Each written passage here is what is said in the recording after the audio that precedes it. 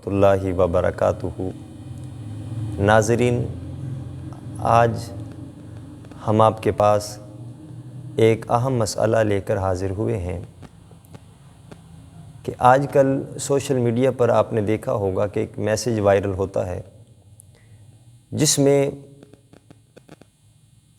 یہ کہا جاتا ہے کہ جس نے رمضان المبارک کی سب سے پہلے مبارکباد دی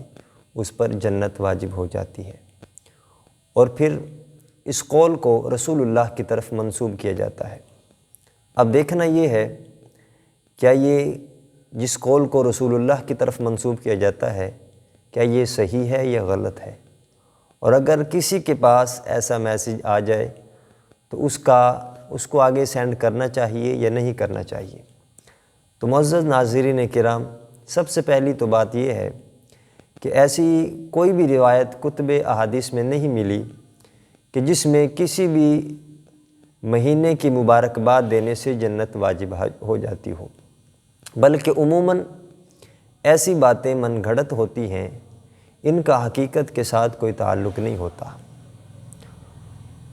اور اگر کسی کے پاس ایسا میسیج آ بھی جائے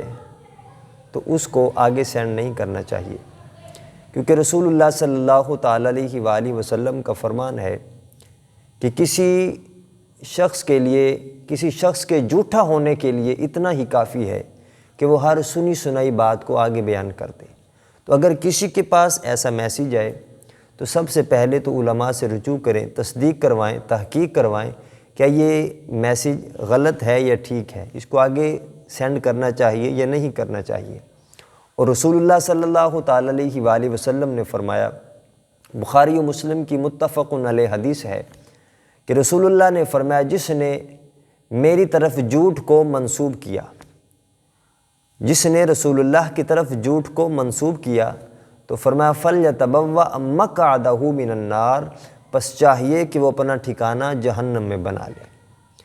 اب اس حدیث پاک سے یہ ثابت ہوتا ہے کہ رمضان المبارک کی مبارکباد دینے سے جنت واجب تو نہیں ہوتی، کیونکہ اس کا ذکر احادیث مبارکہ میں ہے ہی نہیں،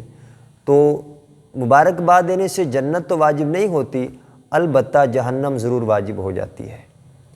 آئیے بتاتے ہیں آپ کو کہ کس طرح انسان جنت کا حقدار بنتا ہے۔ کیا فقط مبارکباد دینے سے جنت مل جاتی ہے یا اچھے اعمال کرنے سے جنت ملتی ہے؟ حدیث پاک میں آتا ہے، بخاری و مسلم کی متفق علیہ حدیث، ایک دیہاتی بارگاہ رسالت مآب صلی اللہ علیہ وآلہ وسلم میں حاضر ہوا، عرض کی یا رسول اللہ، میری ایسے اعمال کی طرف رہنمائی فرمائیں کہ جس کے کرنے سے یا رسول اللہ میں جنت کا حقدار بن جاؤں۔ رسول اللہ نے فرمایا، اللہ کی عبادت اس طرح کر کہ اس کے ساتھ کسی کو شریک نہ ٹھہرا۔ پھر فرمایا، نمازیں ادا کر، اور جو تجھ پر زکوٰۃ فرض ہے وہ زکوٰۃ ادا کر۔ پھر فرمایا، رمضان المبارک کے روزے رکھو۔ جب اس دیہاتی نے سنا، عرض کی یا رسول اللہ، مجھے قسم ہے اس ذات کی جس کے قبضہ قدرت میں میری جان ہے،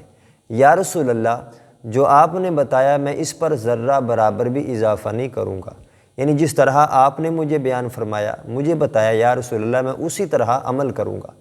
تو جب وہ دیہاتی مڑ کر واپس چلا گیا، رسول اللہ نے فرمایا، اے میرے صحابہ، جس نے جنتی دیکھنے کی سعادت حاصل کرنی ہو، یعنی دنیا میں جس نے جنتی کو دیکھنا ہو، فرمایا وہ اس دیہاتی کو دیکھ لے۔ تو پتہ چلا کہ فقط مبارکباد دینے سے جنت واجب نہیں ہوتی، جھوٹی باتوں کو رسول اللہ کی طرف منسوب کرنے سے جنت واجب نہیں ہوتی، بلکہ اس سے جہنم واجب ہوتی ہے۔ تو پتہ چلا کہ جنت کا حقدار بندہ اللہ اور اس کے رسول کی اتباع میں زندگی گزار کر اور اللہ کے بتائے ہوئے احکامات پر چل کر انسان دنیا میں بھی کامیاب ہوتا ہے، آخرت میں بھی کامیاب ہوتا ہے، اور ایسے اچھے اعمال کر کے جس میں اللہ بھی راضی ہوتا ہو، اللہ کا محبوب بھی راضی ہوتا ہو، تو ایسے اعمال کر کے انسان آخرت میں اجر و ثواب اور جنت کا حقدار بنتا ہے۔ تو حضرات گرامی، اگر ایسا میسیج کسی کے پاس آ جائے تو پہلے تحقیق کروائیں، اگر غلط ہو تو بالکل آگے سینڈ نہ کریں بلکہ اسے ڈیلیٹ کر دیں، تاکہ آپ خود بھی بچ جائیں اور جس نے آپ کی طرف بھیجا ہے اس کی پیار اور محبت کے ساتھ اگر ہو سکے تو اصلاح کریں، تاکہ آپ خود بھی بچیں اور آپ کی وجہ سے کوئی دوسرا مسلمان بھی اس کبیرہ گناہ سے محفوظ ہو جائے۔ دعا ہے کہ اللہ پاک ہمیں عمل کی توفیق عطا فرمائے۔